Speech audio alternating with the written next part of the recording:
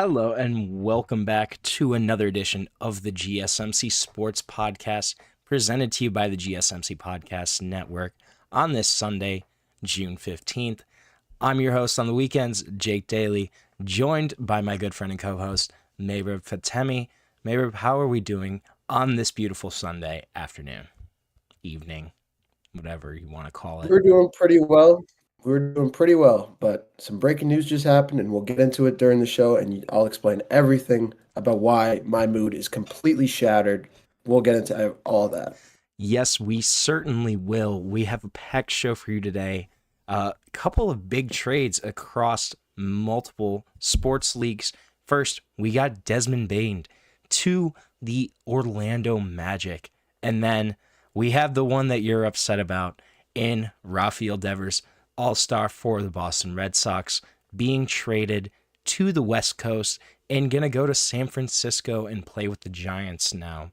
Besides that, we also have the U.S. Open to get into. We have Stanley Cup to get into. We have a lot more than you would expect for the middle of June. But first, before I dive into anything, I just want to quickly remind everybody, this show, it's all about you. We love hearing your comments, your questions, your insights, your opinions, your hot takes, whatever you got. We want to hear it. We want to make this show as interactive, as exciting as possible. One easy way to do that, if you're on YouTube, you can use the super chat feature. To do that, all you have to do is click the $ at the bottom of the chat box, type in your message there, send that in. This guarantees that your message gets on the air, gets read live. It's also just a great way to support our channel. If super chat's not your thing, if you're not on YouTube, you can also go to gsmcpodcast.net. Now, let's first dive into the NBA and break down Desmond Bane to the Orlando Magic for Kentavious Caldwell-Pope and Cole Anthony and 4 first-round picks. Mehrob, what do we think of this trade? What do you make of this move by Orlando and by Memphis in sending Desmond Bane away?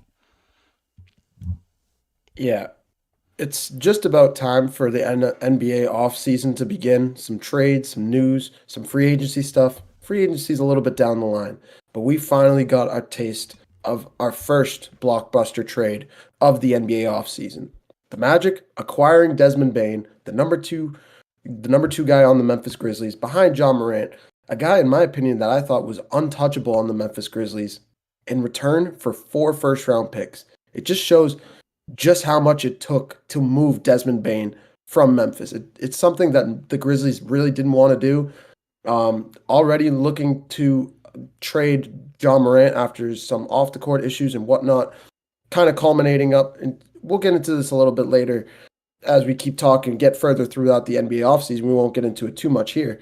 But and a guy like Desmond Bane, a reliable shooter, one of those guys that doesn't miss a lot of games, and now going to a team in the Orlando Magic that have really needed offense, really needed a shooter to pair up with Paolo Banchero. That hole was glaring in the NBA playoffs against the Boston Celtics in the first round, and it was a big reason why the Magic couldn't get it done. A lot of those games were close in that first round series. A lot of them 5 to 10 point games. But what was the crucial factor at the end of the game? It was the play of Jason Tatum and Jaylen Brown getting it done, and then the defense that was played on Paolo. Their defense is incredible on Orlando. Their role play is incredible. They have a great coach, but they were missing that reliable number 2 option. Not only does it take pressure off of Franz, take pressure off of Paolo, but it allows the Orlando Magic to now create a big 3 over there. And honestly, do not be shocked if you see Orlando climb into the top 5, top 4 of the Eastern Conference next season. Yeah, I do really like the fit here with Desmond Bane going to Orlando. This is kind of a Magic team that was out of balance, and it seems like Desmond Bane brings them a little more within balance.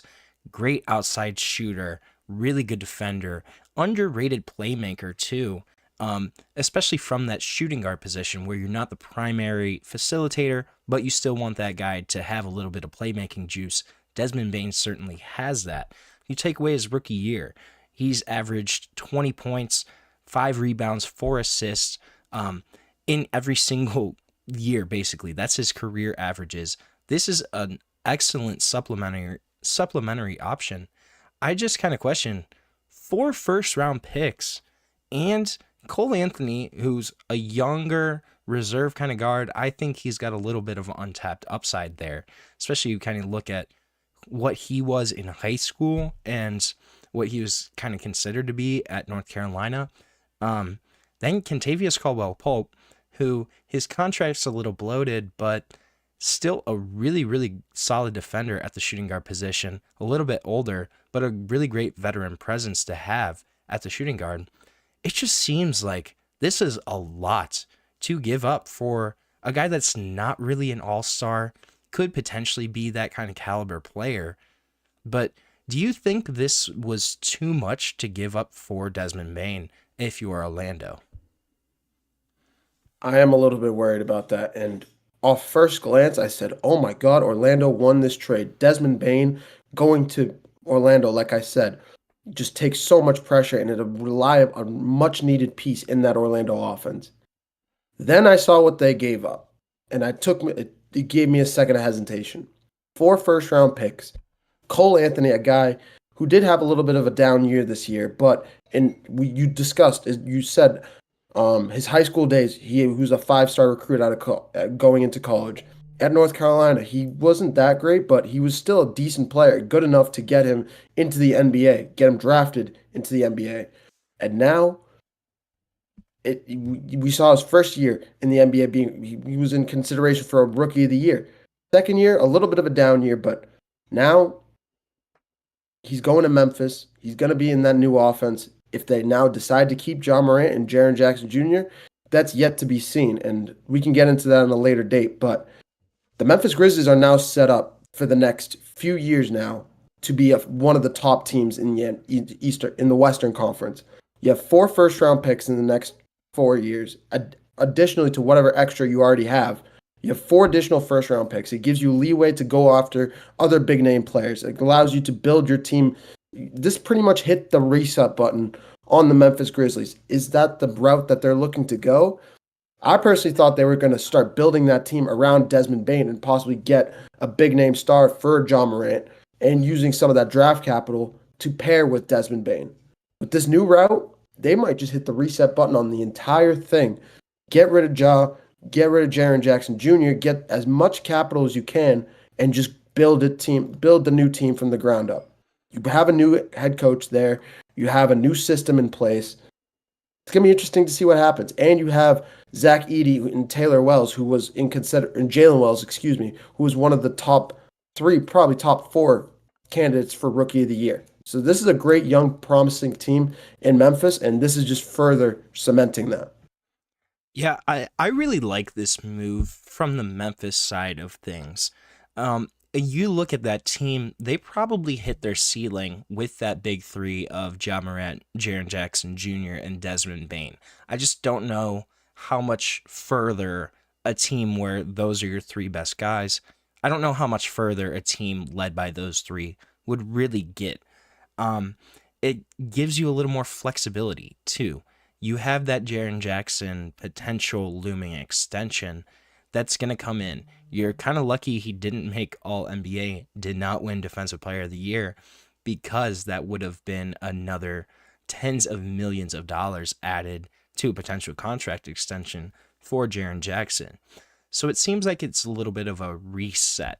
I wouldn't say it's necessarily a full-blown rebuild going on in Memphis, but certainly a reset.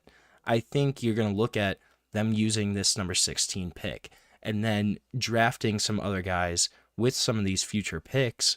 You're going to build out that bench and make it a cheaper, younger, more flexible roster. And when you're looking at the Western Conference, it's going to be a crapshoot and really, really tough to compete in that league in the next probably 5 to 10 years. Looking at Wembanyama, maybe Cooper Flag coming in, the Rockets still there, the Thunder are still going to be there for the next 5 to 10 years. This is going to be a really tough Western Conference to compete in, so I kind of like the move from Memphis's point of view. But the other question I kind of have here is, does this mean that Ja Morant could be on the move too? Yeah, I think this is a topic that has kind of gone under the radar. We saw Taylor Jenkins get fired, and when you look back at that, the last final game, the last couple games that Taylor Jenkins was coaching, you see John Morant all smiling. He was injured at the time, but smiling on the bench while his team was getting blown out.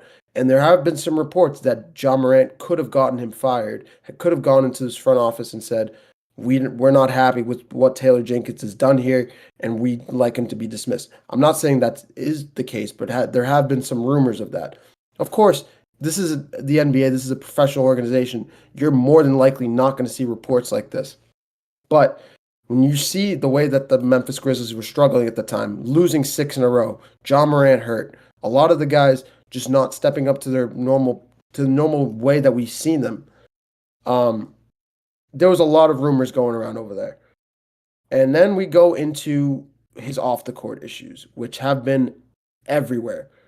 We won't get into it too crazy. We've seen him using, what do we want to call it? What do we want to call it here, Inappropriate Jake? gestures, certain Inappropriate objects, certain items that are just pure inappropriate and just like things that the NBA is very concerned about. And that really got him, he got him suspended not once, not twice, but 3 different occasions that it got him suspended for it. So these are things that are continuously happening, and it's hurting the team. This is a guy in John Morant that brought this Grizzlies team, a similar, pretty much same team with Bane, Jackson, to the Western Conference semifinals, to the second round, where they lost to the Warriors in 2022. They brought that series to 6 games. This is a Grizzlies team that's been in the top tiers of the regular season, but consistently missing or failing to get past the first round for the last few years now, and just haven't fulfilled their expectations. That's the best way to say it. They have not lived up to their expectations in the playoffs. So with all of that, put that all together, and it's been going on for 5-6 years now, and you see John Morant's off the court issues kind of being an issue. You're gonna try it. I don't blame the Memphis Grizzlies for looking to move off of him, to try and bring in a star player to take his role, get as much value as they can from him, and then just try and rebuild this team. I'm just shocked that Desmond Bane is gone. I'm so serious when I said I thought Desmond Bane was the untouchable piece on this offense, because there are not guys like that. Guys like Desmond Bane just don't grow on trees. The way that he's able to shoot, the way he's able to defend, the way he's a perimeter defender, the position he plays, it's just a very rare player. So all around, it's a very shocking move tonight that happened today in Memphis. Yeah, and I think obviously it kind of indicates that the Grizzlies here may be resetting a little bit. But on the other side of this, for Orlando, this is very much a win now move. And it's kind of surprising how aggressive they're being, considering I don't know if I would have considered the Magic being a team that was like a piece away, from really competing. Obviously, that's how they viewed themselves as being, if you're going to make an aggressive move like this, giving up 4 first-rounders for not even an all-star, a supplementary piece to this team. But when you look at the financials of this, he's got over $162 million owed to him over the next 4 seasons. You also have Franz Wagner, Jalen Suggs already have extensions. Paolo Banchero, he's going to need an extension, and he hasn't even gotten one yet. So this team quickly becomes very expensive for Orlando. I don't think they're going to be able to keep all of these guys past maybe next year or the 2 years after. I think this is like a 2-year window for Orlando. It's really surprising to me that they've kind of shortened their lifespan and their leash almost of sorts to pretty much 2 seasons compared to where I thought they probably had a little more time, a little more flexibility before making this move. Orlando's being very aggressive here, and I think it kind of indicates that they view themselves as being ready to make that jump to the next level much faster than we kind of see this across, the media, pundits, whoever you want to call it. I don't think anybody is kind of viewing Orlando as that team besides people in Orlando. And that's going to be something that we're going to have to watch out for. This is just the first domino to fall in what's going to be a crazy NBA offseason. But right now, we're going to take a short break. When we come back, we're going to talk about the other crazy blockbuster trade that happened today in the MLB. I'm sorry, Mehrob.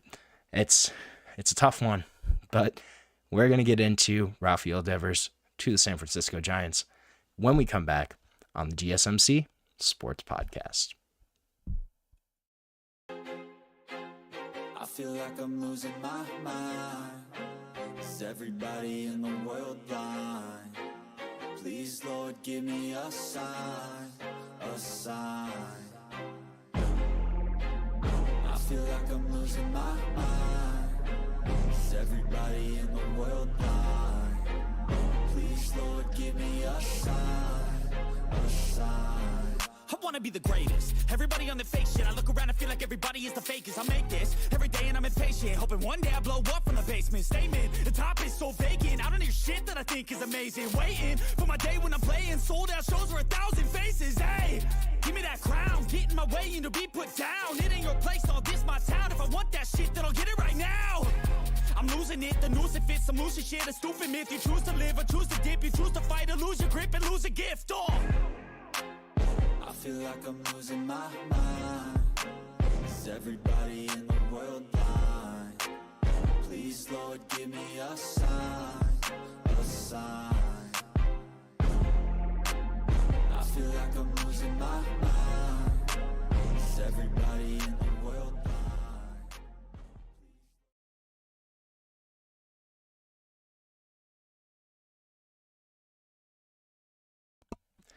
Hello and welcome back to the GSMC Sports Podcast, presented to you by the GSMC Podcast Network on this Sunday, June 15th. Your host, Jake Daley, here alongside my co-host, good friend, Mehrob Fatemi. We've got a tough segment for you. I know you're my Boston guy, but we're going to get into Rafael Devers being traded to the San Francisco Giants, all-star infielder, DH. Maybe I'm just going to give you the floor and let you take it, and you say whatever you would like about this trade. I am sure you got some thoughts here. I was getting ready to talk about the Orlando Magic trade today. I was getting ready to talk all the good sports, College World Series, PGA. It was going to be a great Sunday. I see the Red Sox beat the Yankees today. They sweep them in the regular season series. I see Rafael Devers hit a home run in today's game.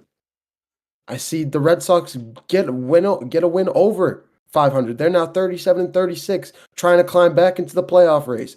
Things are starting to change again in Boston after all the injuries and everything that's happened over there.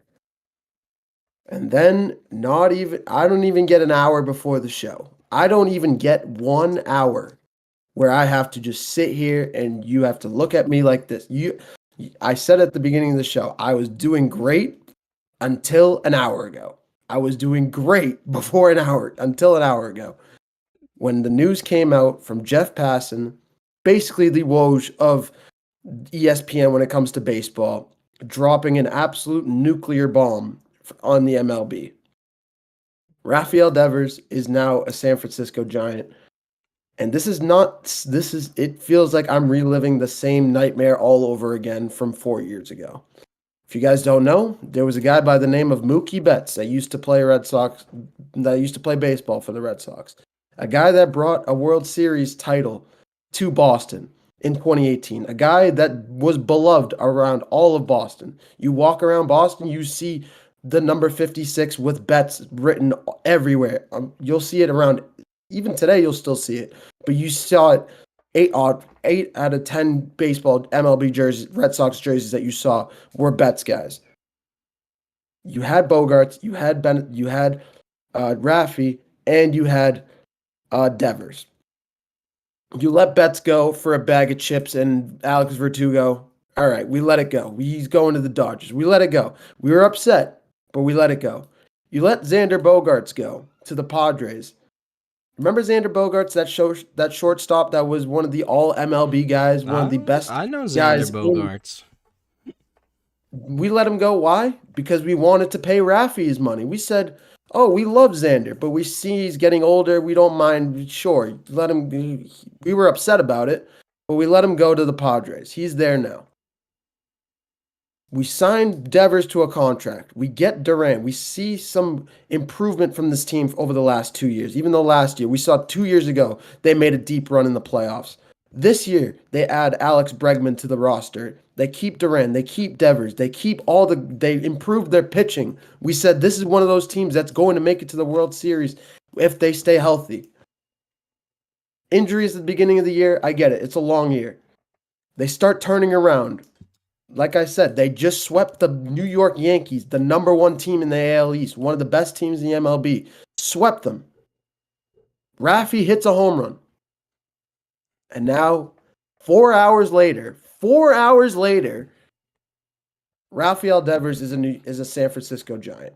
And this is now the third guy that is beloved in Boston, one of those guys that you just never want to see go, one of those guys that you expected to finish his career with Boston is now gone. He's with another team, and nobody deserved it. I guarantee you this news, and I'll let you talk about this, Jake. But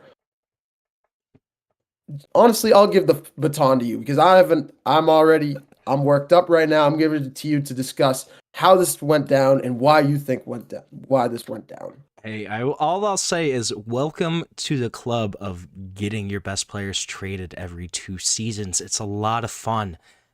Yeah, it's a great time, isn't it? No, but the other thing too here, the Boston Red Sox extended Rafael Devers.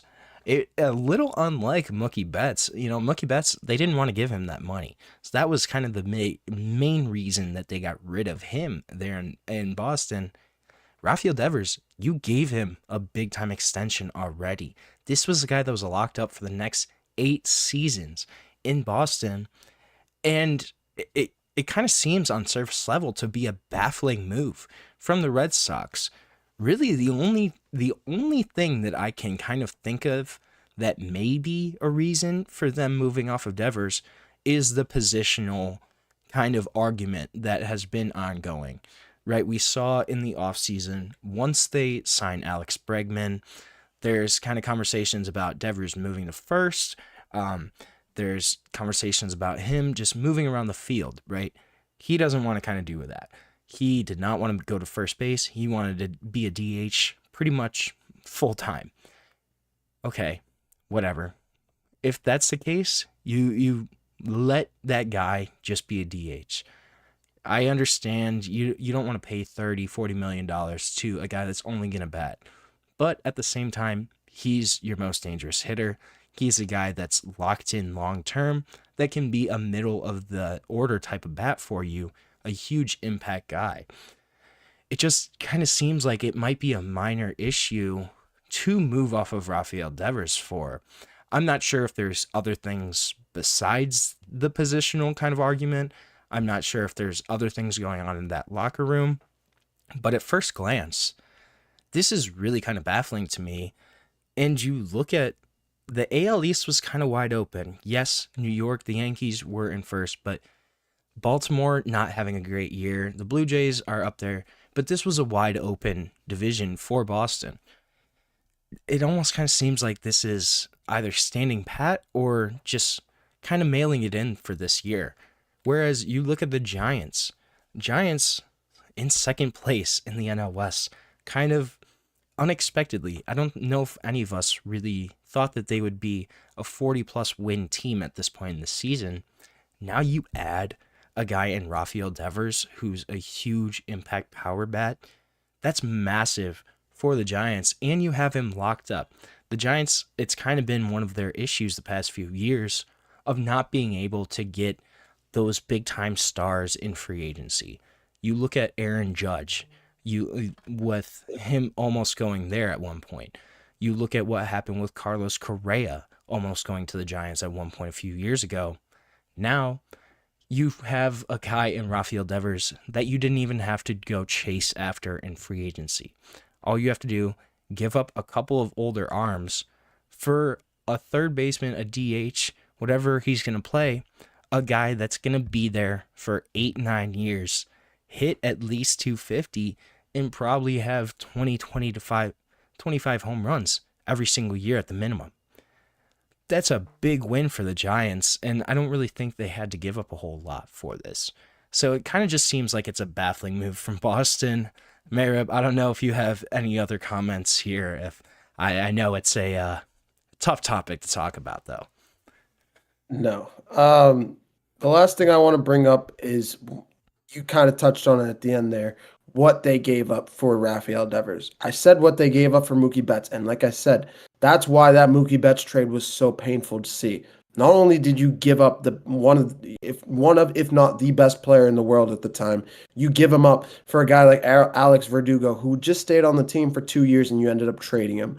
And then the rest of the guys that you got out of the deal ended up not panning out whatsoever. This, I could smell the stench of it already through the phone because it's the same exact nightmare all over again. You get a guy in Jordan Hicks. Jordan Hicks is one of the, do not get me wrong, Jordan Hicks, before the season started, you expected him in San Francisco to have a good year. We saw him what he did with the Blue Jays, having a sub 3.5 ERA, one of the better pitchers in the MLB. Signs with the Giants in the offseason. Do you know what his ERA is right now, Jake? I do not. 6.5. 6.5 right now. You get him. You get 2 minor league guys, one of which I don't think is going to make it to the MLB. One of them who's in AA or triple A's right now. And then I think there's another player. I think they got a second baseman by the name of Kyle Harrison, sorry. So you're telling me the Red Sox gave up one of the best hitters in the MLB, a guy that was in the running for hitting the most home runs this year, one of the guys that he has been having a little bit of issues with front office, but nonetheless, nobody saw this coming. Nobody expected it. There was no news that Rafi was even that upset with them. He was upset that he was getting put on first base instead of on DH. That's what he was upset about. And part of that reason was like I said, injuries. The injuries to Tristan Casas, to Alex Bregman. These are injuries that completely derailed half of what the expectations for this team. You add a pitcher, cool. Jordan Hicks, 6.5 ERA, like I said. And like you said, they didn't even need to give up that much. This, in my opinion, this puts San Francisco in contention for the World Series. I always thought San Francisco was a great team in the MLB this year, but this took them from here to here. This puts them in contention with the New York Mets. This puts them in contention with the Los Angeles Dodgers. That is how good the San Francisco Giants just got, and we're going to see him again in 5 days when the Red Sox play the Giants. So this is going to be an ongoing story, but all around, this is just painful to see as a Red Sox fan. And it just feels like we're making the same mistakes as we used to. You said the AL East looks wide open. Do you know the Red Sox beat the Yankees 5 out of 6 times already? Won both series and just swept them today? Mm-hmm. All around, this is painful to see as a Red Sox fan.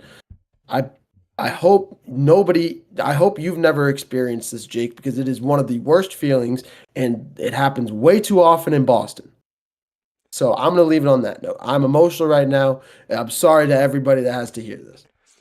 Unfortunately, I have seen this movie many, many times, being from Cleveland, where we cannot pay any of our athletes anything. I have seen this once or twice. It is always painful to see some of your guys just not end up being there when you thought they would be for a decade plus. But we're going to see if the Giants are going to be able to take advantage of this trade in getting absolute impact middle of the order bat in Rafael Devers. Will that catapult them to the top of the MLB? Like Mehrob thinks, we're going to have to wait and find out. It certainly makes that NL West much more interesting and intriguing to watch out for throughout the rest of this summer. Right now, though, we're going to take another short break. When we come back, we're going to switch our gears and put our spotlight on New York and the Big Apple and talk about the Jets looking to extend two of their big building blocks in Garrett Wilson and Sauce Gardner.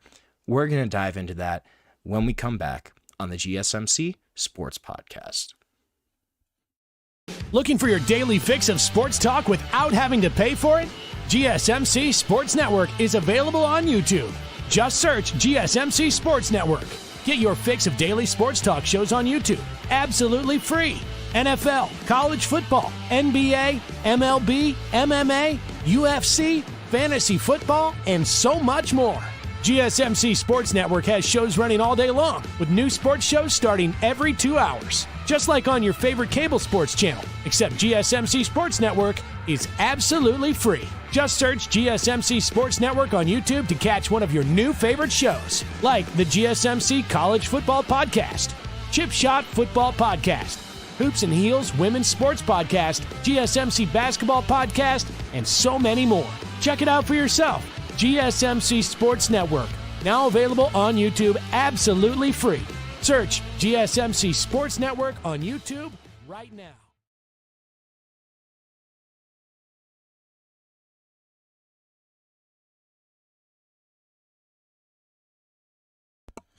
Welcome back to the GSMC Sports Podcast, presented to you by the GSMC Podcast Network on this Sunday, June 15th.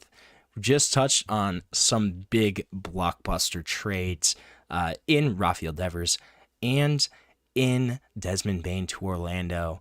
Also, we're going to touch on the U.S. Open. It just finished, 64-foot putt to win it there. Absolutely incredible, JioSaavn. But we're going to dive into that later on in the show.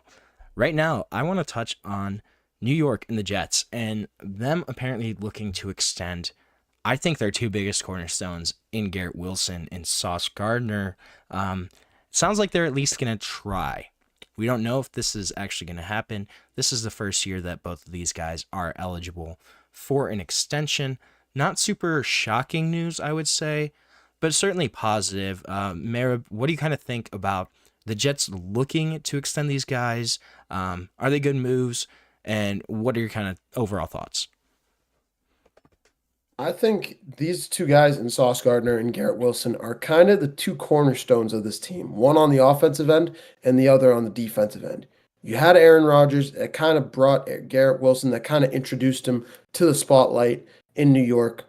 You end up losing him, but bringing in a Justin Fields, that will be a vital threat for Justin Fields, and Garrett Wilson will be utilized a bunch. If I'm the Jets, I'm 100% re-signing him to an extension, especially after how he's played throughout his career. He's had multiple 1,000-yard seasons. He's relatively healthy for the most part. Hasn't had any serious injuries. You look at Sauce Gardner, that's just Garrett Wilson. On the other side, you have a guy in Sauce Gardner who's honestly across the league known as one of the lockdown corners in the league, a top 5 cornerback, and honestly, those do not grow on trees. When you have guys that are comparing Sauce Gardner to Jalen Ramsey, one of the best cornerbacks in NFL history, that is something you cannot compete. You cannot compare. That stuff just doesn't come on like it's free. So you 100% re-sign both of these guys, and you continue to build. If I'm the Jets, I look to build both of the lines, the offensive and the defensive line in the draft. Sign both of these guys to extensions and beef up both of those lines, because that's how you improve this team, in my opinion. Yeah, I am a fan of them trying to extend both of these guys. Personally, I think you try to go for Sauce Gardner first. Get that extension done first. The cornerbacks, it's kind of a tricky market, especially when you look at Derek Stingley Jr. from Houston, just signed a 3-year, $90 million deal earlier this offseason. I think that's going to be kind of a comparable deal for what we're going to see for Sauce Gardner.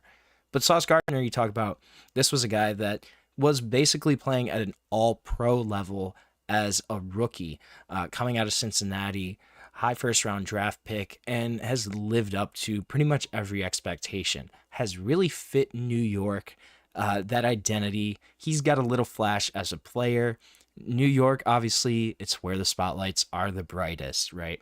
That's just kind of how it goes over there on the East Coast.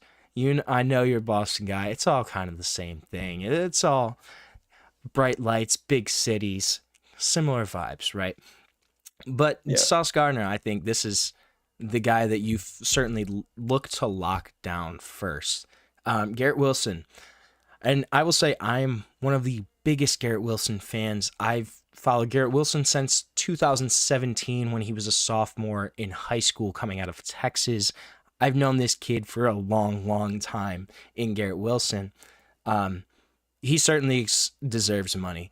Over 1,000 yards in each of his first 3 seasons. Me personally, I'm not a huge fan of extending wide receivers before you kind of have a quarterback in place. I think it's going to be really interesting seeing him paired back up with Justin Fields, who was obviously his quarterback for a season or two at Ohio State. That's going to be a really fun connection for me, I think, just kind of seeing those two guys link back up.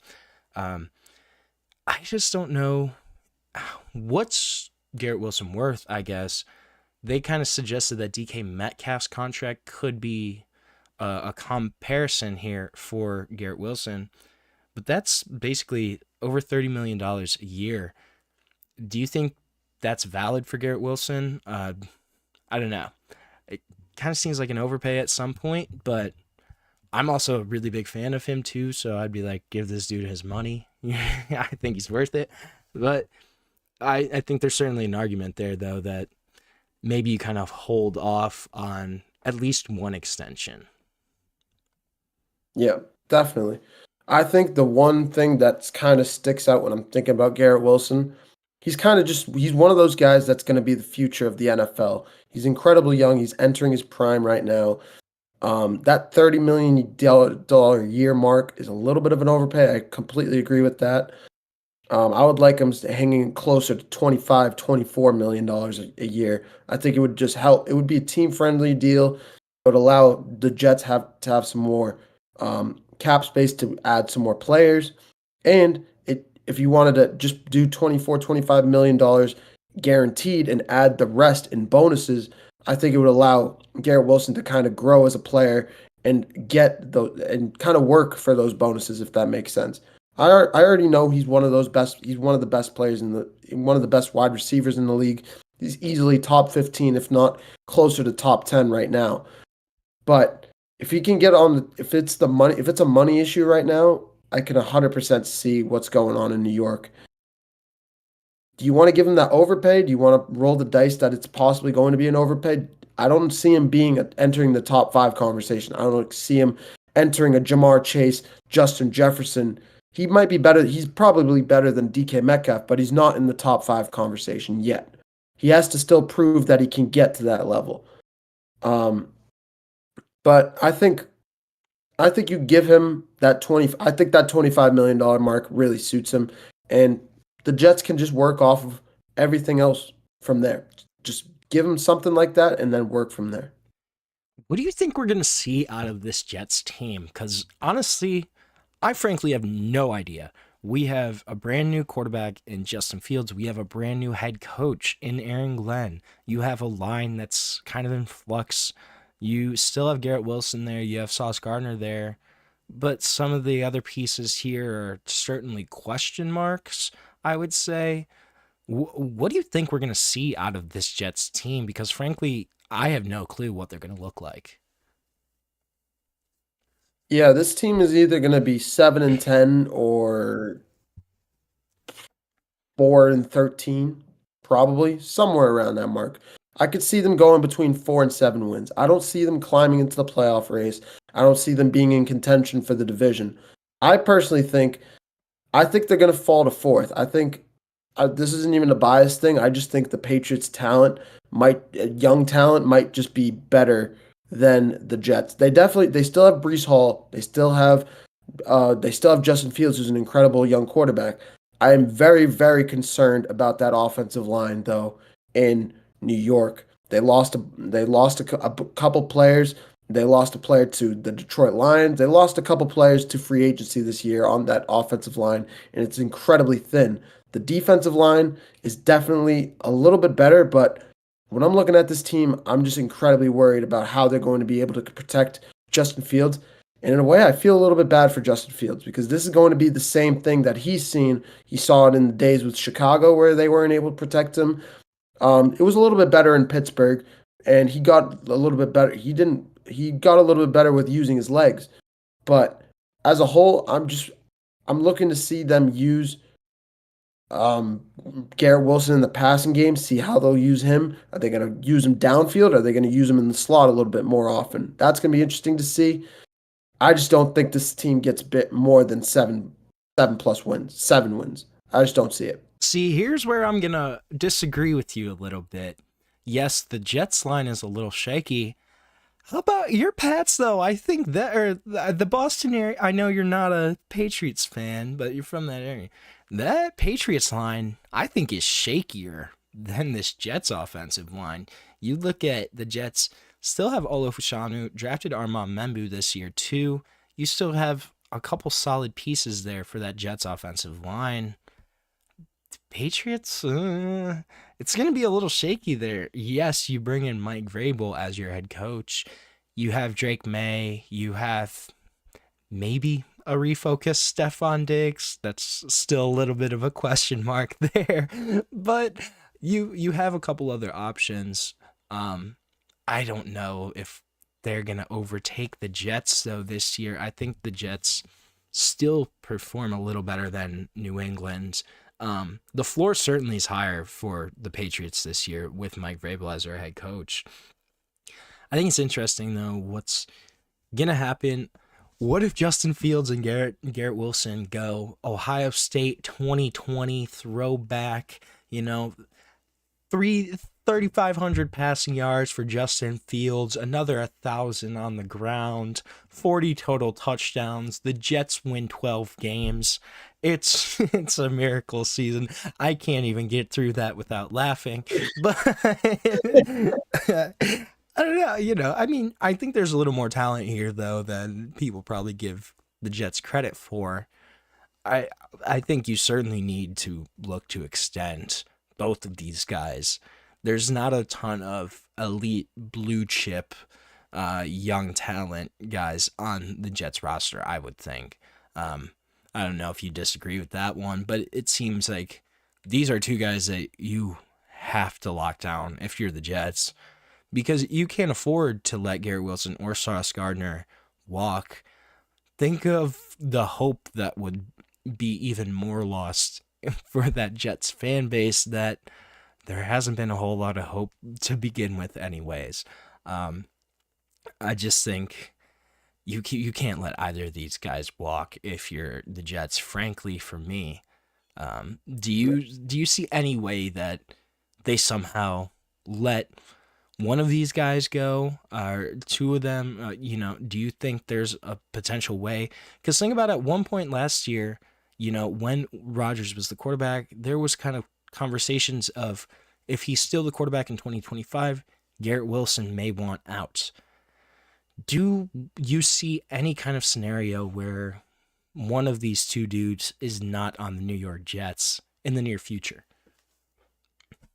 I personally don't think so, just because of how much revenue those two guys get. They're fan favorites. They're big time.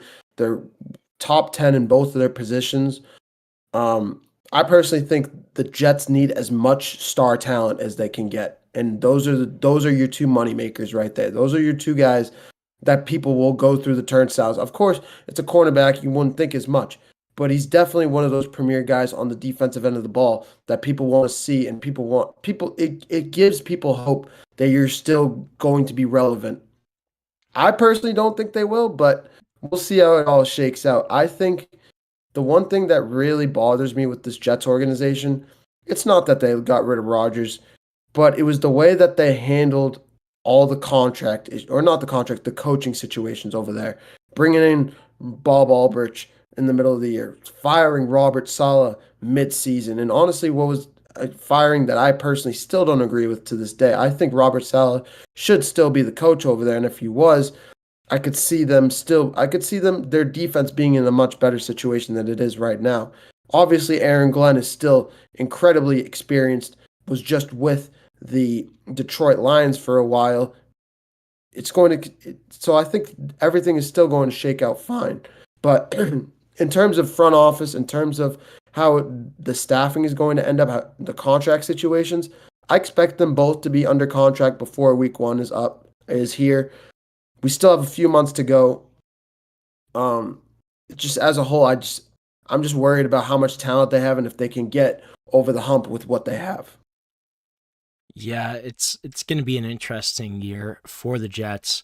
We'll see if these guys do end up signing before the start of the season. I don't know if both of them do end up signing. I think if anything, we might see one extension this offseason. I don't know if we see 2. It'd be a lot of fun if there were 2, but I don't know if the logistics of that would kind of crunch or put a hamper on that front office there. It's certainly very possible. Right now, though, we're going to take another short break. When we come back, we're going to talk about the Stanley Cup and about that Game 5 and what's going to happen for the rest of this series. So stick around and stay with us here on the GSMC Sports Podcast.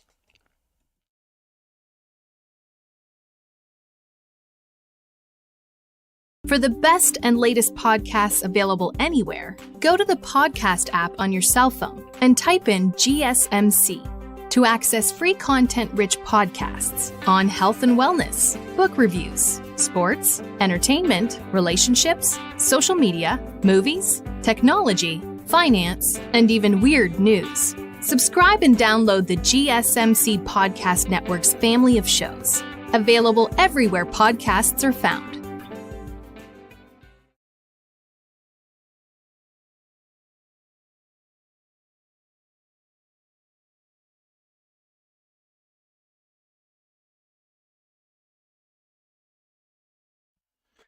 Hello and welcome back. Wow, that was a voice crack. That just made me feel like I was like 13 years old when you first get a good voice crack there in about 6th or 7th grade. That's just how I sounded right there. So I apologize to all of our viewers for that little, I don't even know what you want to call that, whatever that sound I made was. But we're moving on. We're going to talk a little bit now about the Stanley Cup. Game 5, Panthers kind of dominating, and a game that they absolutely really kind of needed, especially after giving up blowing that lead in Game 4, that 3-0 lead. You needed to see a response from Florida, and we certainly did. Mehrob, what do you kind of think of Game 5? Just give me your overall thoughts and just about what happened, kind of how that game went. Yeah, I think Game 5 solidified that if the Panthers win this series, just hand the MVP trophy to Brad Marchand. Can we just give that a done deal? This is nothing like... It's my favorite recurring theme. You and Brad Marchand. It's true. Tell me I'm wrong. Every time, we don't know how good he's going to be. He's showed up in big moments time and time again. Game 5 last night was so crucial for the Edmonton Oilers. They come off a big Game 4 win, especially the comeback that they had. It felt like they had all the momentum going back to Edmonton. It felt like they were finally back in the driver's seat, especially as they were favored to win last night as well. Game 5 on your home ice. If you lose, you're going back on the road and facing elimination. You would need to win 2 straight games to bring the cup back home to Canada. It's something that hasn't happened in 34 years. Something that Canada fans, not just Edmonton, but Canada fans all around the world are waiting to see, to bring the Stanley Cup back to that home country. It just looked like the Florida Panthers showed up last night with so much intensity, so much. They looked like they like a team that was on fire, ready to make a statement. And they did exactly that. Showed up in the first 20 minutes, took a 2-0 lead. And even though the final score was 5-2, the Panthers never looked back. They had control of this game from start to finish. And like I said, it's all been the driver's seat of Brad Marchand, scoring in 4 out of 5 games, 2 goals last night. What is this?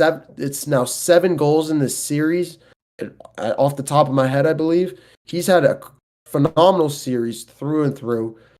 And yeah, if the Panthers end up winning this series and close this thing out in Game 6, he's going to get named the MVP. It's just a done deal. He's been so valuable to this team in the playoffs, and he's proved his worth. This is why the Panthers went ahead and traded for him in the midseason trade. Not because they weren't worried about his age. They weren't worried about possible slippage. They knew he was going to show up in the big moments, and he's done exactly that.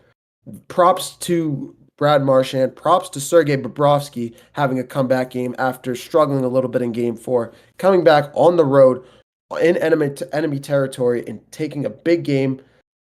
The Panthers are solidified in the driver's seat, and I'm picking the Panthers to finish this series up back in Florida. Yeah, no, and for all of my joking about you and Brad Marchand, you do have a very legitimate point here. Brad Marchand, 10 goals in the playoffs, 6 in the Stanley Cup series. The last player to score 6 goals in the Stanley Cup final came in 1988. Esa Tikkanen. I'm definitely mispronouncing that last name. I'm definitely butchering it, but that's okay. We're going to roll on. But you look at what Brad Marchand has done. It's been absolutely incredible, and you're right. This is why they went out and get a guy like Brad Marchand at the deadline. For moments like this, for crunch time in the playoffs, when you want to leave on a guy that's got so much veteran experience and leadership that's crucial to their success right now. I also want to talk about Sam Bennett, though. Sam Bennett, leading player in the NHL across the playoffs for goal scoring. 15 goals in the playoffs. Also has scored in his 6th straight road game in the playoffs. This is a guy that's coming up clutch when it really matters in places where it's incredibly hostile. Him and Marchand also the first teammates in over 50 years to each score at least 5 goals in the Stanley Cup. I think that's absolutely incredible. First pair of teammates in over 50 seasons to both have at least 5 goals in a Stanley Cup just shows you what a tear those two guys are on. Other storylines here. Connor McDavid finally getting his first goal. We did talk about this yesterday. We were like, when's it going to happen? When's it going to happen? Well, we got our answer last night. Connor McDavid gets his first goal of the series in the 3rd period. However, it comes at a time when it was already 3-0 Florida. And then any hope of a comeback, it ended when Sam Reinhart scores 46 seconds later. Really just ending any kind of hope there for Connor McDavid in Edmonton to kind of jumpstart another crazy comeback here. I also think it's interesting that Florida dominated this first period again. They took a 3-0 lead after the first period in Game 4, and then they do something very similar last night where they carry a 2-0 lead going into the second period. What do you think that Edmonton has to do here to potentially make this a series, to tie this up in Game 6 on the road too, and have a chance to send this to a Game 7?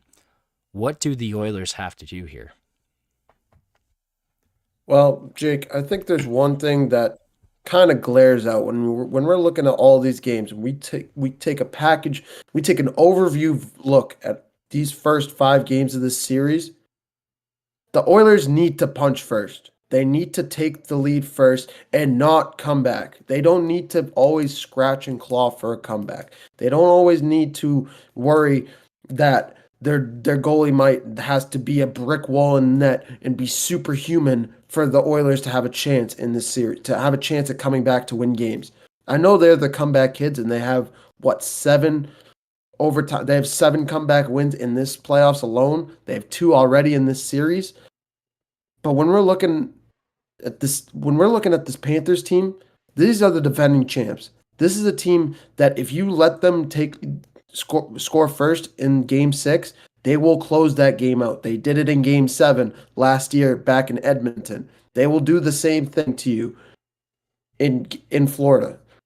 If you're Edmonton, you have to strike first, and you have to take a 2-0 lead going into the second period, going midway through the second period. Have a double-digit goal, have a multi-goal lead if you can, because it will put the pressure on Florida and will let you guys. I'm not saying you guys will be able to skate freely, but it'll take some of that pressure off. It'll make everything just run much more smoothly. That's what you need to do. You need to take advantage of the goal scoring early on. You need to punch first and just hold the lead. You've been able to come back in games. All you need to do now is hold leads. That's the goal. That's my advice to the Edmonton Oilers. And I'm not saying that they have no chance. No way. This has been a phenomenal series. This has been back and forth. We've seen 3 overtimes so far in this series. We've seen more overtime games than we have seen full 60-minute games. That just tells you the tale of this series. It's been incredibly close. Back and forth we've gone. And this is just the latest instance of it. The Florida Panthers are going to be ready to go in Game 6. It's going to be who shows up for the Edmonton Oilers. We're going to need another Connor McDavid Game 7 halftime speech before that Game 6. He's going to need to get those guys ready to go because the season depends on it. Yeah, I just think it's funny because the more I watch this Edmonton team, the more I legitimately question if they have to be behind to kind of get pumped up and actually win these games, because we see them every single game, it seems like, get down, and that's when they kind of wake up. It seems like they almost have to be down, kind of. And I don't know, that there's definitely not a lot of weight there to what I'm saying. I just think it's more kind of interesting that this Edmonton team, it seems like they need to be behind in order for that flip to kind of be switched, which is something you don't really see a lot.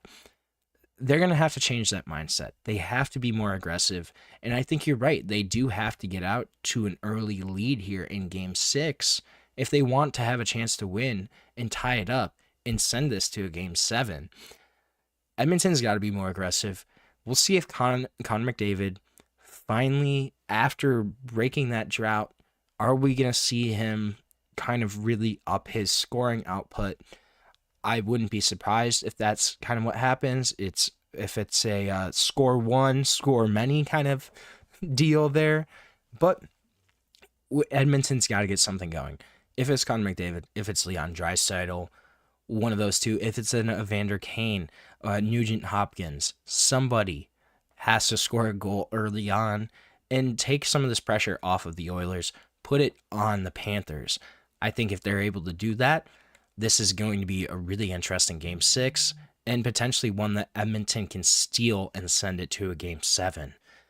That's a lot there, though. And it's already been a great series. I think it's going to continue to be a great series in this Game 6 coming up. Right now, though, we're going to take another short break. When we come back, we're going to switch gears to my sport in college football and talk about the transfer portal. Could it potentially be moving to one window? We're going to dive into that, get into the arguments for and against when we come back here on the GSMC Sports Podcast. I feel like I'm losing my mind. Is everybody in the world blind? Please, Lord, give me a sign, a sign. I feel like I'm losing my mind. Is everybody in the world blind? Please, Lord, give me a sign, a sign. I wanna be the greatest. Everybody on the fake shit. I look around and feel feel like everybody is the fakest. I make this every day and I'm impatient, hoping one day I blow up from the basement. Statement, the top is so vacant. I don't hear shit that I think is amazing. Waiting for my day when I'm playing sold out shows for 1,000 faces. Hey, give me that crown, get in my way and to be put down. It ain't your place, all this my town. If I want that shit, then I'll get it right now. I'm losing it, the noose it fits, some losing shit, a stupid myth. You choose to live or choose to dip, you choose to fight or lose your grip and lose a gift. Oh, I feel like I'm losing my mind. Is everybody in the world blind? Please, Lord, give me a sign, a sign. I feel like I'm losing my mind. Is everybody in the world blind?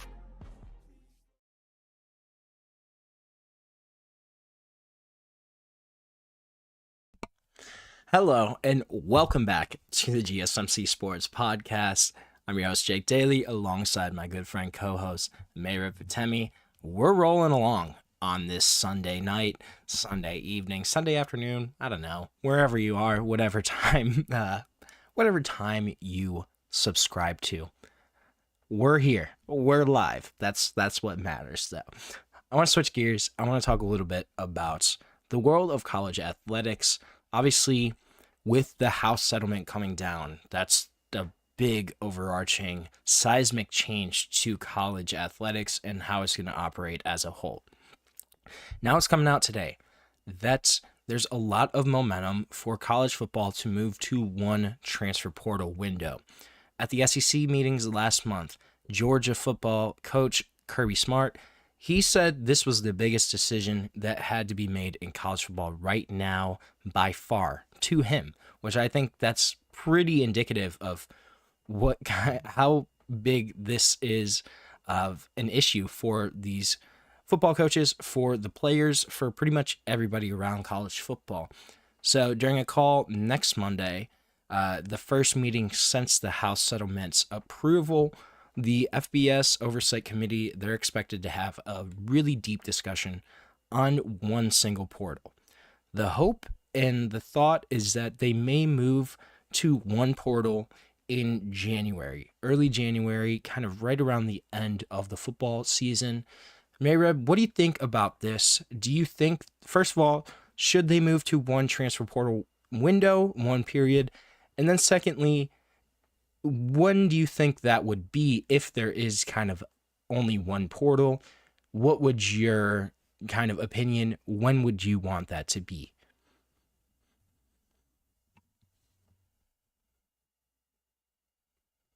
I think I honestly like the idea of being right after the college football season. It doesn't allow a lot of teams to go talk to players, money.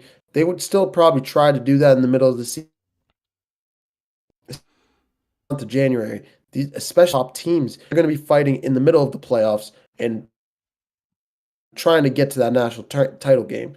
These are going to be the players that are going to be in the middle of that transfer portal are going to be the guys that are at home, the guys that are not in the middle of bowl games, the guys that are from smaller colleges that did not end up making it. And that is something that we're seeing ramping up more and more. And I think that's a big reason why the NCAA is starting to push this, because they want to stop some of these smaller schools. They want to keep things competitive instead of letting the big names of small schools just walk away into a bigger market. That's what continues to happen in the NCAA, in the college football market, and across the NCAA in general.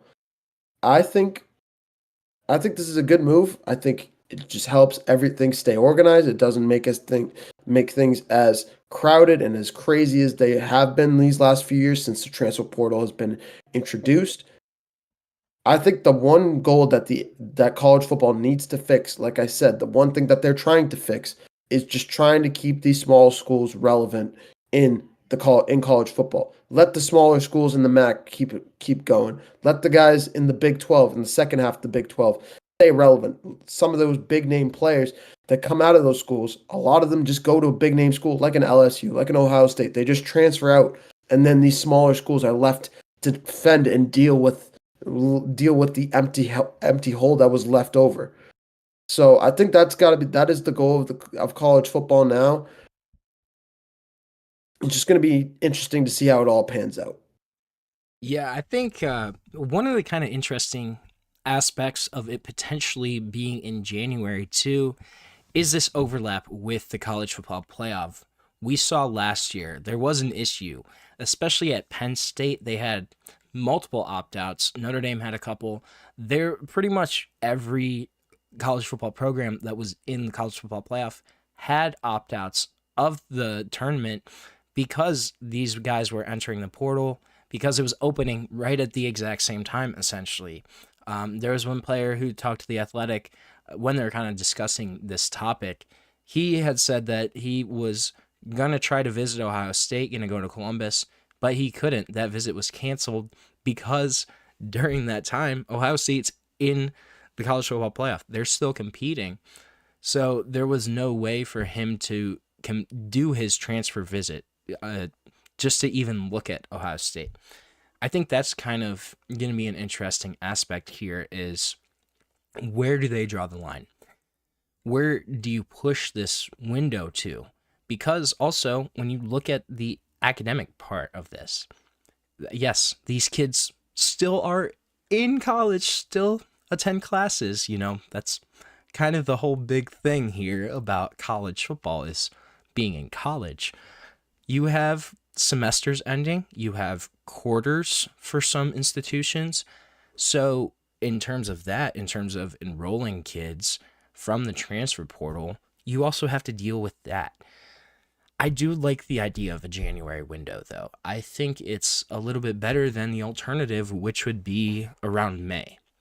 Now, around May, the argument here is that, yes, you're kind of done with the academic calendar at that point. Once May hits, schools are done for that semester. I personally don't like it. I just think it crunches your ability to compete when you're a football team. If you look at these kids, if you're coming in May and you have to perform in August, think of Nico Iamaleava going to UCLA in April, and now at UCLA he's got to learn an entire new offense, has to get acclimated with brand new skill position guys, all in like 3-4 months. That's a really, really tight time frame. It hurts coaches, it hurts players. I think it hurts programs in the long term too. When you're looking at locker room, team building, just the level of play, the knowledge that these guys have of playbooks, of schemes, I think everything, it would make a lot more sense to kind of go in a January type window. What do you think? What are your thoughts on potential May window? It sounds like there is a lot of momentum here for January, but say the pendulum swings, shifts. If we end up with a May window, what do you kind of think about that possibility? I personally don't like it, and I think you're 100%. You hit the nail on the head. There's a reason why these guys are not just named athletes, because they're not just athletes. They're not there to just play sports. These are students. These are people that are still in college to get a degree. There might be some of them that are planning to play in the NFL, but not all of them are like this. A lot of them are finishing their football careers and just stopping. They're going to complete their career and not go past college. These guys May is the month when finals are taking place. May is the month when you're looking to pick your classes for next year, figure out summer plans, what you have going on, if you have to take a summer class or whatnot. There is so much going on. Graduation is in the month of May.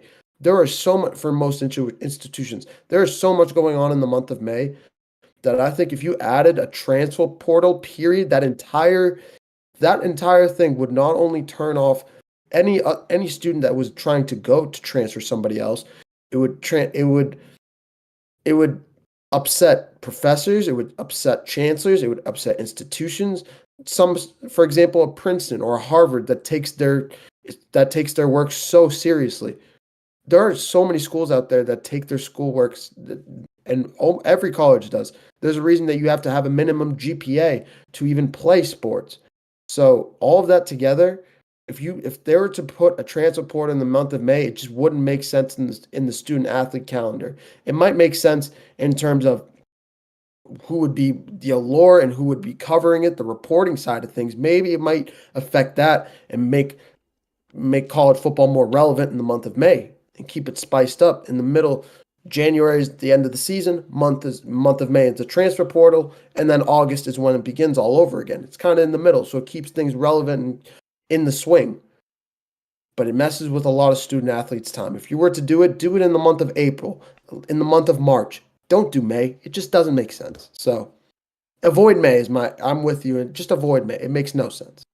Yeah, the only thing I'll say here with the potential of a May spring-esque portal here, if they instituted something like that, then we could see another change here around spring football, where you add almost like OTA style practices to the college football calendar. Right now, you're allowed to practice 15 times in the spring.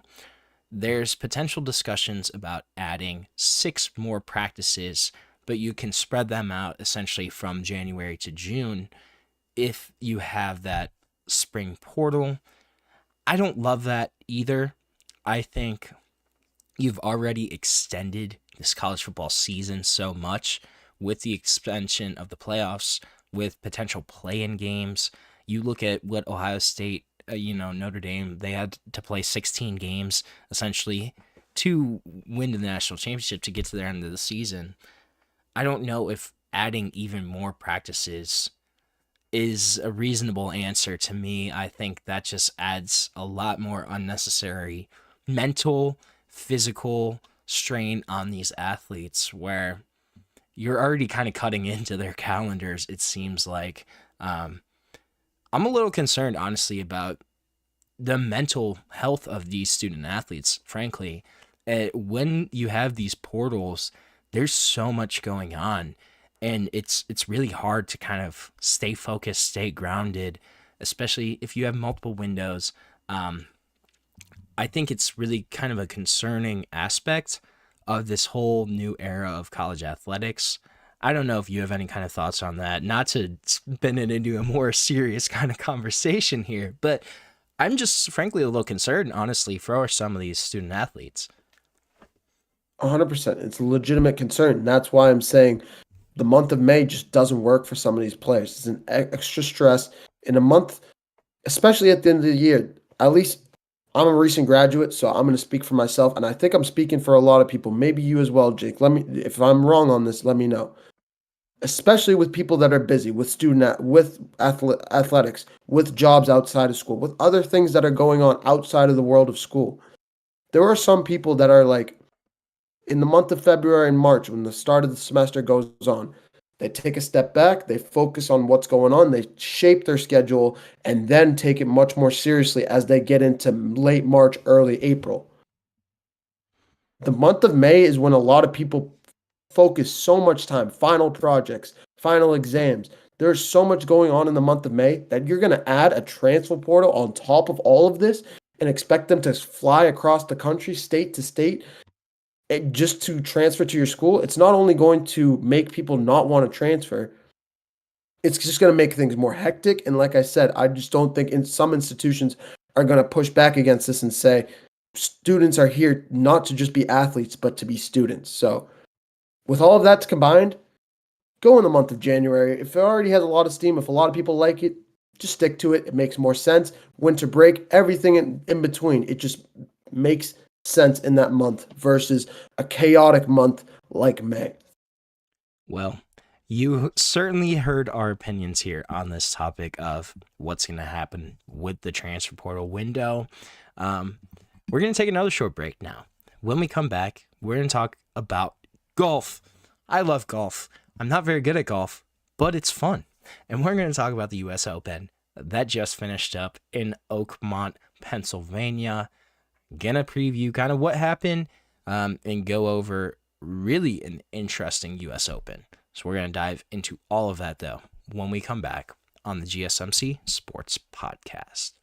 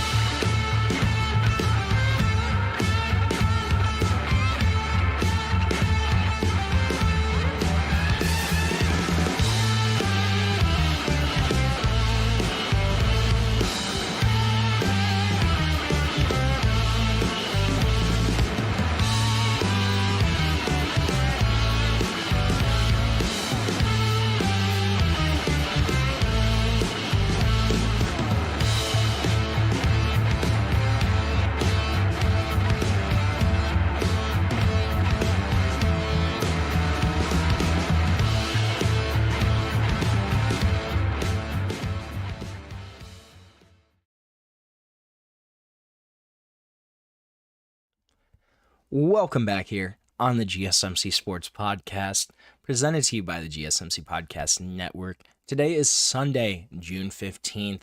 Yeah, tomorrow's Monday, unfortunately, but that's okay, because we had the U.S. Open today in a phenomenal tournament overall.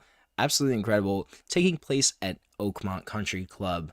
The winner, JioSaavn, after shooting 2 over today, comes in the winner at -1. Only 1 under is the winner of the U.S. Open. Incredible. And then you look at some of the top scores here. Robert McIntyre from Scotland came in second, +1. Victor Hovland kind of hovering around there. He came in at third.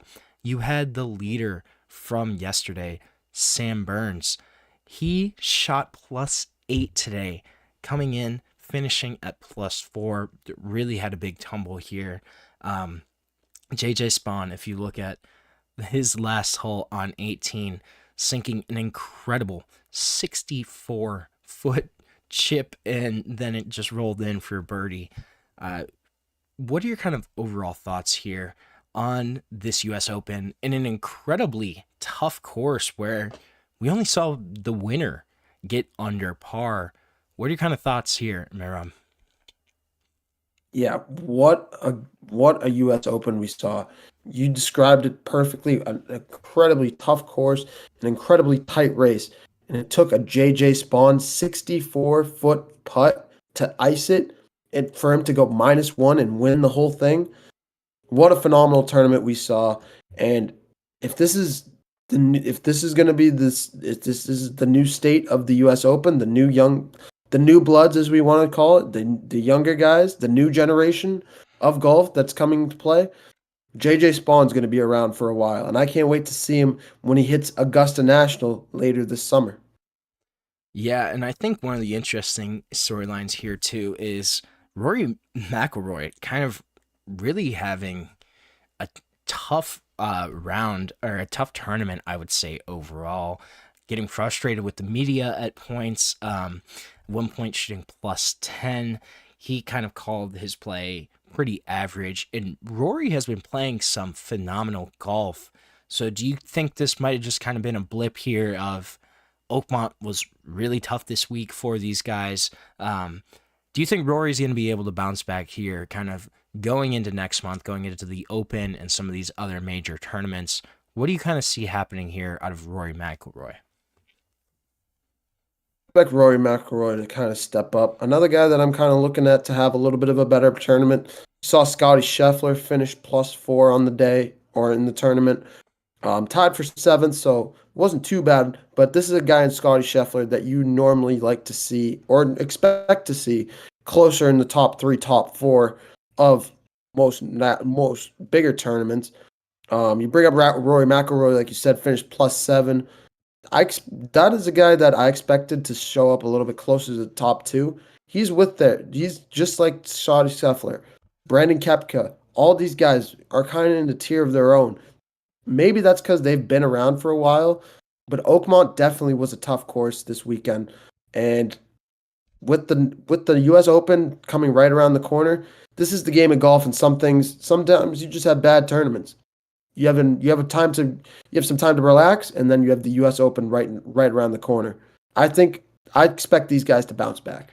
Yeah, and you bring up Scotty Scheffler too, kind of having a tough tournament, not something that we've grown accustomed to seeing out of Scotty Scheffler, number 1 player in the world right now, kind of beelining it to the driving range after his round on Friday, seemed to be frustrated with something going on in his swing. Not really sure what exactly he saw there.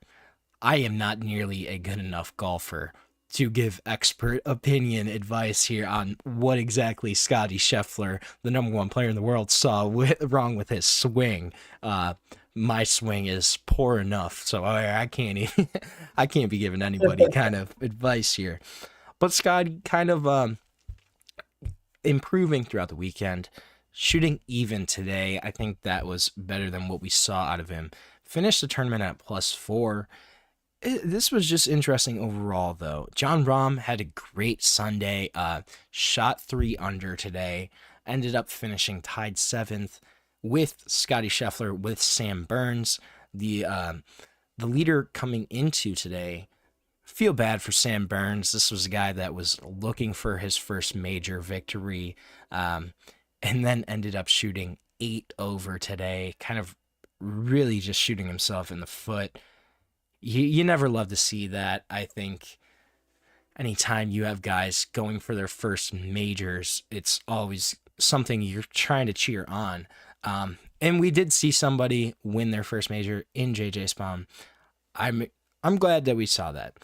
5th oldest player in history to win a major after never previously recording even a top 20 finish. This is a guy that's never been on the radar pretty much of these major champions. Yeah, I don't know.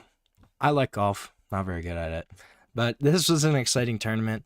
I'm excited to kind of see the Open this year and just how Scotty Scheffler, Rory's going to play, guys like Xander Schauffele. It's going to be interesting what's going to happen the rest of this PGA season. Mehrob, any other kind of thoughts, overarching topics when you're covering and talking about the U.S. Open? Any kind of other storylines here that you had that you want to bring up? Or not? I think we hit the nose on the head. We hit the nail on the head. Nose on the head. Yeah, JioSaavn just being one of those younger guys, getting his first major championship. It's nice to see that. We brought up Rory McIlroy. We bring up the older guys in Scheffler and Koepka. It was a little bit tough to, like you said, Sam Burns, a guy that is kind of on the come up, where he's kind of knocking on the door. It's not a question of if he'll win. It's just a question of when he can capture that first major championship. He was right there with it today. Just finished a little 2 over, and he'll have another chance. Oakmont Country Club is definitely one of those tougher courses to play on. I just expect him to bounce back when the PGA Tour begins and as we get closer to Augusta, because that is when golf hits its peak during Masters season. This is true, but there's plenty of golf left in the PGA season. We're going to take another short break, though, and when we come back, we're going to switch gears, and we're going to talk about the UFC and Kamaru Usman selling us, hey, I'm still around, don't forget my name. We're going to talk about his performance when we come back on the GSMC Sports Podcast. Looking for your daily fix of sports talk without having to pay for it? GSMC Sports Network is available on YouTube. Just search GSMC Sports Network. Get your fix of daily sports talk shows on YouTube, absolutely free. NFL, college football, NBA, MLB, MMA, UFC, fantasy football, and so much more.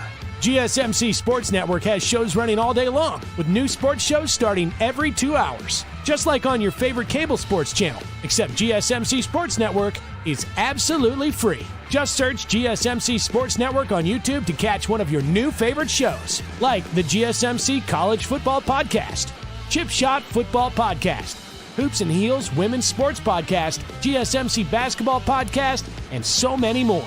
Check it out for yourself. GSMC Sports Network, now available on YouTube absolutely free. Search GSMC Sports Network on YouTube right now.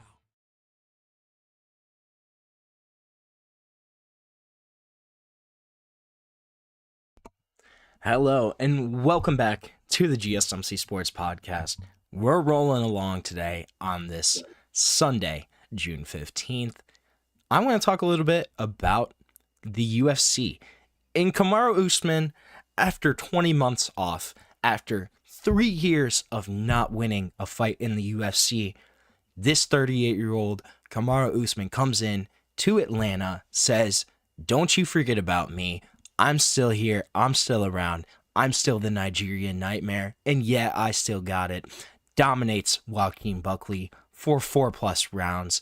Kind of falters a little in the 5th, but I think the rest of that fight kind of made up for it. Mehrob, what do you think about Kamaru Usman's first victory since November 2021, snapping a 3-fight losing streak? What are your thoughts about what we saw last night out of the Nigerian Nightmare? Yeah, the Nigerian Nightmare showed up and reminded us why he has that nickname. And I'll say it right off the top. I was the guy that thought Buckley was going to walk through Kamaru Usman. I thought he was going to knock him out. I expected this. I didn't even think it was going to go to distance. I really didn't. But how wrong I was. This this proved why. I think there's multiple different storylines here, and I want to start from the beginning when the last time prior to last night, last time we'd seen Kamaru Usman in the ring. October 2023, going up against the Boogeyman in Khamzat Chimaev, making his first fight in middleweight. Khamzat and Usman's both first fights in middleweight. And it looked like a fight where Kamaru Usman just got outclassed. He looked slow. He looked tired. Khamzat was ragdolling him around the ring, and it looked like the phenom, was the guy that was truly the boogeyman of the welterweight division, was just not. It was he looked like he'd gone past his prime. It looked like he's just getting closer and closer to the days of father time, and that the end was near. He takes 2 years off. He comes back fresh against an up-and-coming Joaquin Buckley, a reeling guy in Kamaru. We've seen him many times with a reeling guy like Kamaru Usman facing a young blood in Joaquin Buckley, a hungry guy in Joaquin Buckley trying to capture his first championship in the UFC. And what happens? Usman showed us why he has some of the best wrestling in the UFC. His grappling skills were off the charts in this fight. Joaquin Buckley could not hang with him on the ground. He couldn't stop a takedown for his life. I think Usman was like 5 of 8 or 6 of 9 on takedowns last night. It was a phenomenal fight all around, and Usman completely dominated it. You saw it in the post-fight. Usman being a little bit emotional because of people, frankly, just calling him out and just writing him off. I feel bad that I was one of them. But I'm so good. I'm so happy to see him back in the UFC, and do not be shocked if he gets the next crack at the welterweight championship. I think he's going to be second in line. I think Shavkat's still ahead of him in terms of who's got next after Islam's fight with JDM coming up soon in August. But it looks like this fight is he's going to be up there. He's going to be up there easily in the top 3 of the rankings. And he'll get his chances coming very soon in 2026. Yeah, this was a fight where we saw Kamaru Usman rely on what got him to that level of being a UFC champion. Relies heavily on that college wrestling background, uses his grappling, particularly in those first 4 rounds. He's able to take Buckley down with ease in each of those rounds. And the first round takes him down pretty much within a minute and a half. And that was kind of how it went progressively. He got a little more patient, I think. He was picking his spots a little better, but you're right, though. Those takedowns, 4 of 7 on takedown attempts in the first 4 rounds. And we just saw him be trademark Kamaru Usman. Use that grappling and just never give Joaquin Buckley a chance on the ground. When Buckley went down, he wasn't getting back up. Unless Kamaru Usman was letting him. We saw the amount of control time that Kamaru Usman had, the amount of time he was able to sit in top guard in half and just control what Joaquin Buckley was doing. It was incredibly impressive. I will say, though, I want to give Joaquin Buckley some credit here. In the 5th round, after getting his butt kicked for 4 straight rounds, for 20 minutes of just getting his butt completely kicked, that's the nice way I'm going to put it, he was able to come in the 5th round and take some lessons from those first couple of rounds, makes Kamaru Usman go 0 for 6 in that final round in terms of takedown attempts, starts getting some offense going, able to kind of hit him with some winging hooks, able to hit him with some uppercuts. Kamaru Usman, I think at that point, though, too experienced. He knows that he had the decision lined up. He wasn't going to let himself get knocked out. That's just, he's too smart. He's too experienced for that. But Joaquin Buckley, what he did, I think, in that last round was pretty impressive. I think that's kind of what we were hoping to see throughout the rest of this fight. But I think this is a fight where Joaquin Buckley takes his experience here and he learns from getting completely dominated by Kamaru Usman on the ground. I think it makes him a better fighter overall. And I think it makes a potential rematch. I don't know if that'll happen just because Kamaru Usman already 38. It makes a potential rematch, though, certainly a lot more intriguing. I do think, though, Kamaru, he's going to have a title shot coming up. After JDM and Islam fight, he certainly has put his name up there. Where do you see Joaquin Buckley kind of going after this fight, after losing a fight that a lot of people had him kind of earmarked to win and just rise up and continue ascending?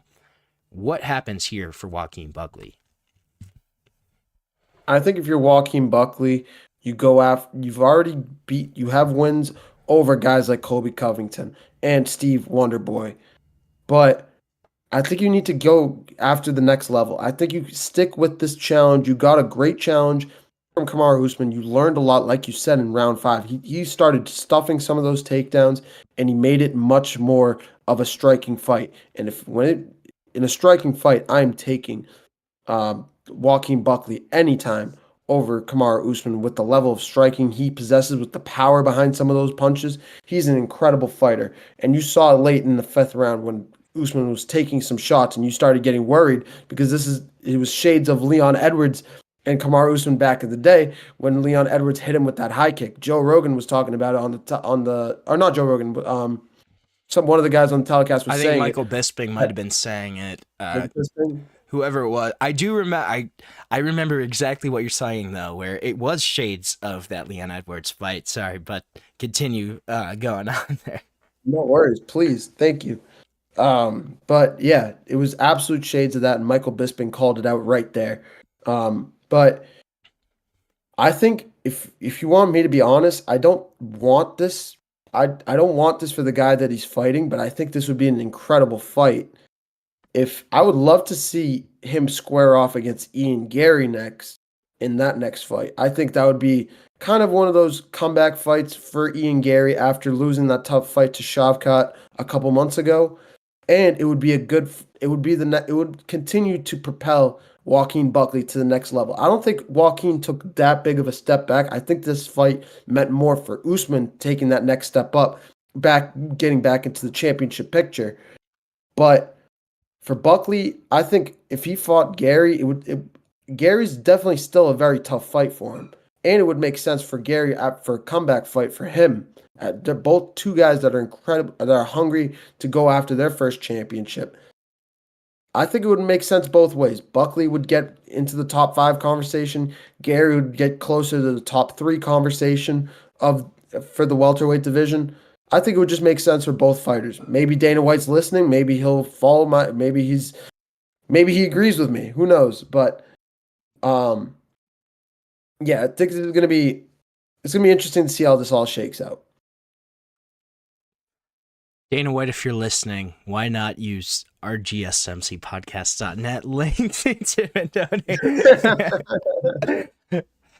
Sorry, that was just my little fun piece. But no, I think I don't know if you have any other kind of thoughts on this topic. I've said all I want to say about Kamaru Usman, though. I just think incredibly impressive performance. I was not expecting him to come out like he did. We'll see if he can keep this up. Did you have anything else, Mehrob, that you wanted to cover from this kind of event or Usman in general? Last thing I want to say for a guy like Usman, the one funny thing I want to bring up is when Usman was asked about if he would like to fight Belal Muhammad next, he pretty much embarrassed Belal and just scoffed at it, gave him no credit. I don't know if that's pretty much stirring the pot for the next matchup for Usman. I think that would be an interesting matchup. But I think that would be really interesting. I would love to see that matchup. And both those guys are defending a former champion, just lost to Jack Della Maddalena. And then it would just put it would solidify Kamaru Usman second or probably third behind Shavkat and Islam Makhachev in that championship picture. One thing is for sure, though, the Nigerian Nightmare is back and is not going anywhere for the near future. But right now, we're going to take our last short break of the show. When we come back, we're going to finish off by talking about the LA Dodgers and their superstar in Shohei Ohtani. Could they be rushing him back to the pitching mound? We're going to dive into all of that when we come back here on the GSMC Sports Podcast.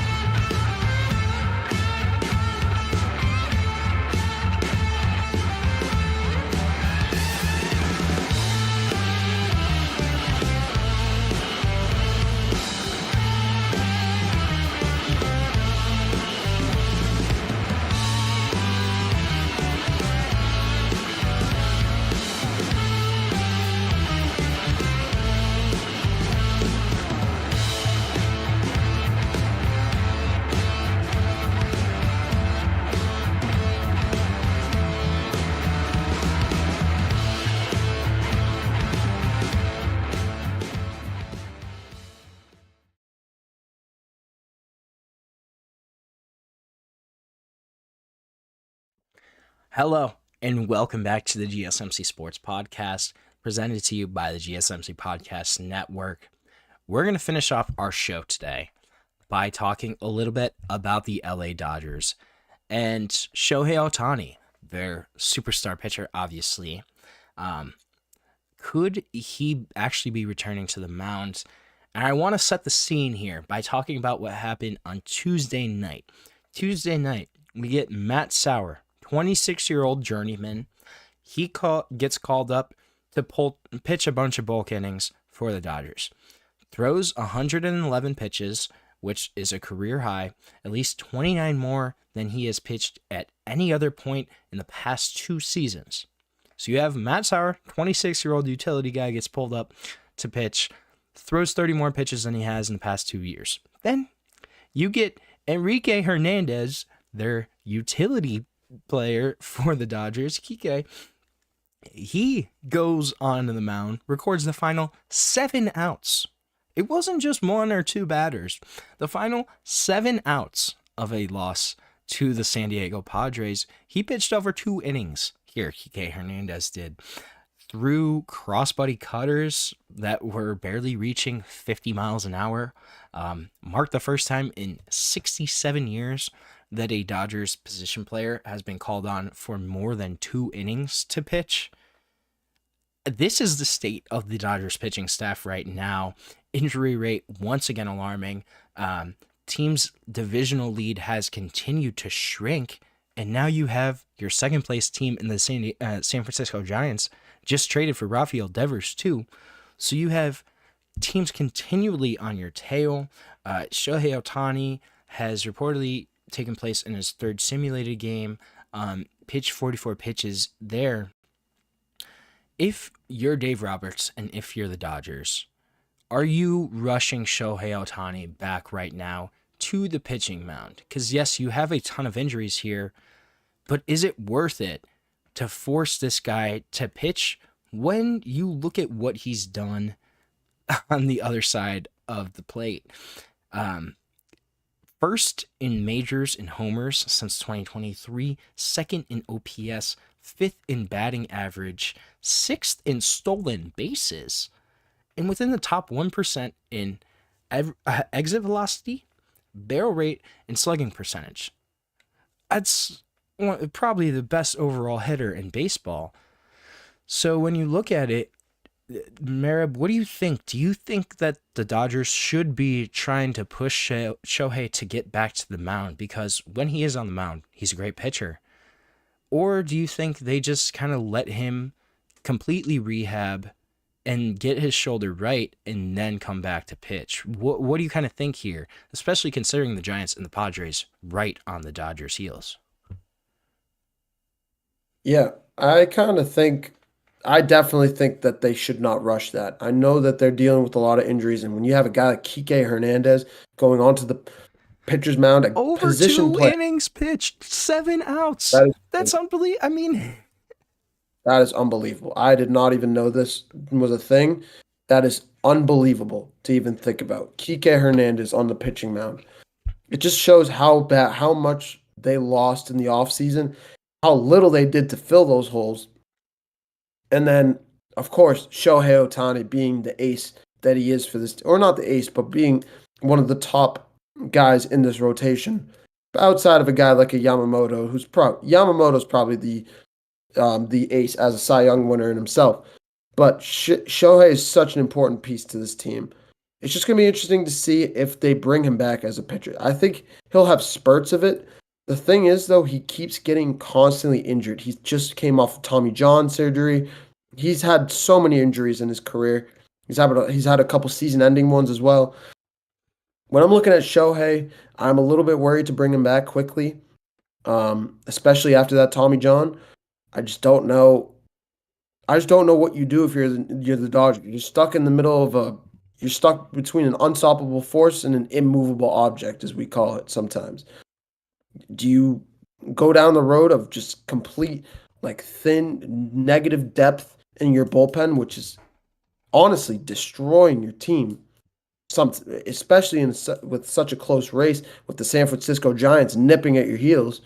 Or do you bring Shohei back quicker than you expect, risk possible injury, but bring him back for some crucial series? I got to take a look at their schedule. I don't know exactly what it's looking like, but especially if they're facing some of the top teams in the MLB coming up soon, I'd be very worried if I'm the Los Angeles Dodgers coming right up. Well, funny enough, they're playing the Giants right now. So, and they have the Padres coming up. Big time divisional matchups there. Exactly. So these are crucial times. I would not be shocked if we see Shohei called up in one of these games, give him the National Series off, Rockies, Royals. Honestly, it's up to them. Do they risk it all right? Do you risk bringing him back for a couple games here in this Padres series and then give him some time off next? Or do you just scrap the whole thing and say, we'll wait until the Dodgers-Giants series or Dodgers-Astros series in mid-July? It's going to be interesting to see how it all shakes out, but I think the schedule is a big part of this.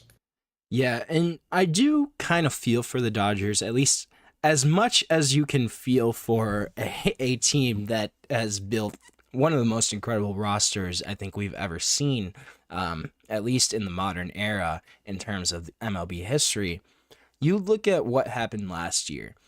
Yes, they win the World Series somehow, but during that season, deploy over 40 pitchers during the season, ride a 3-man rotation, and continual bullpen games in those playoff series last year.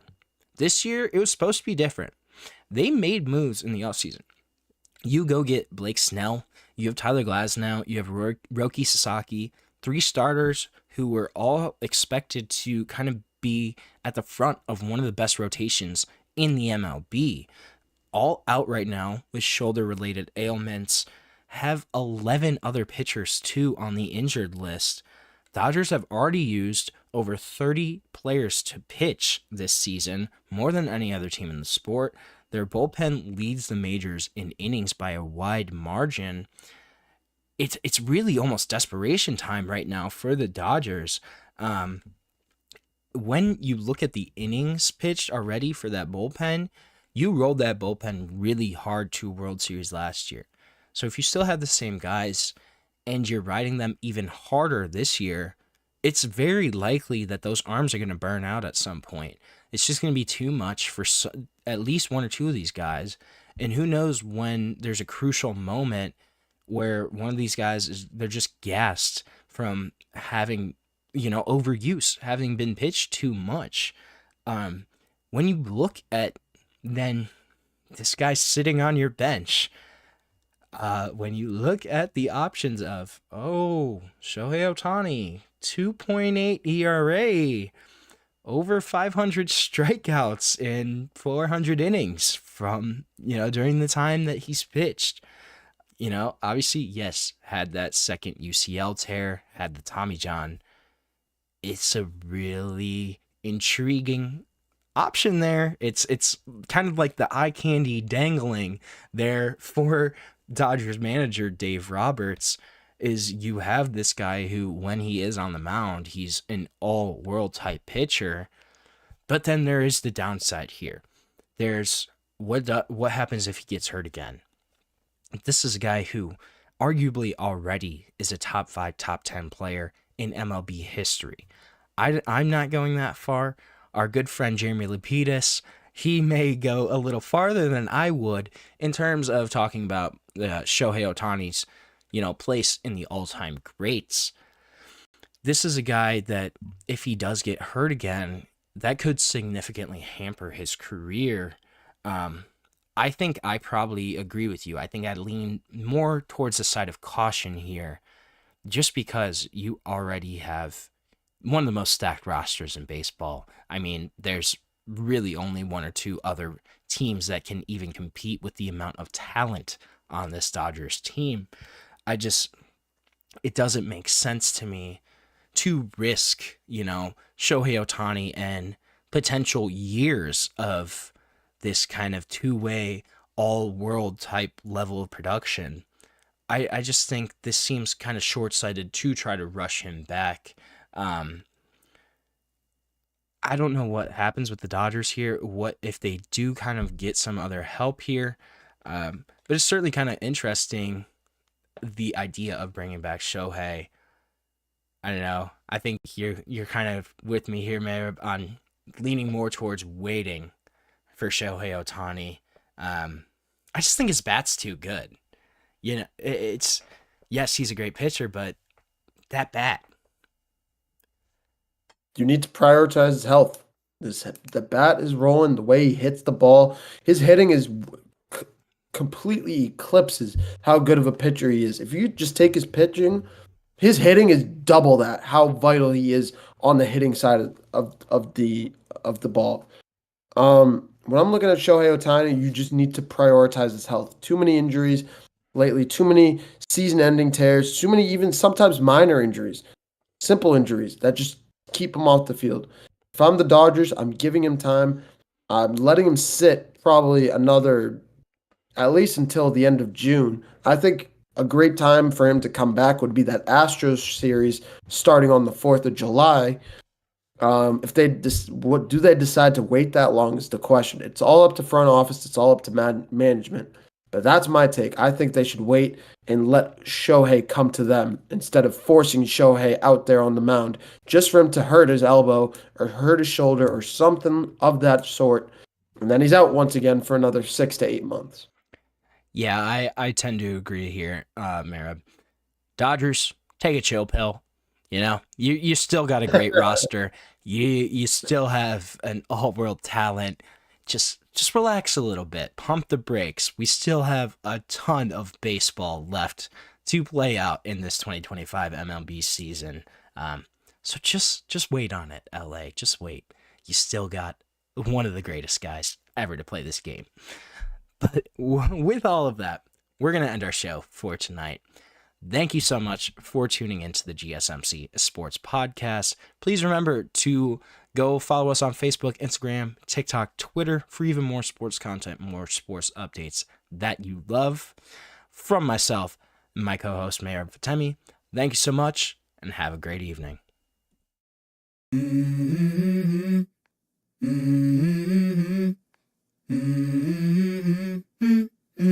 Let's go. I wake up to a little bit of drool on my pillow, feel like it's gonna be a bad day. Yeah, I'm tired of shit, and the coffee ain't hit yet, damn, ain't that great.